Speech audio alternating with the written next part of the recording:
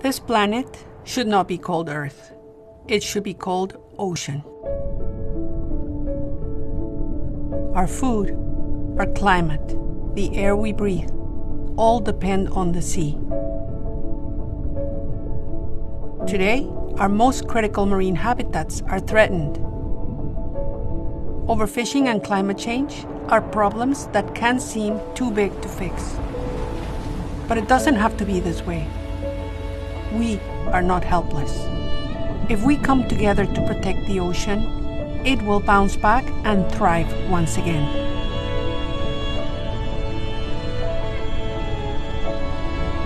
So I am calling on you, my friends, family, and those of you I've never met, but I know through our shared love of the sea.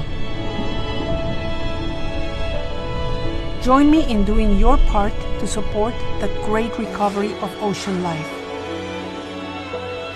Let's create a movement and ask world leaders to protect 30% of the ocean by 2030. Sign the petition at only.one/ocean30.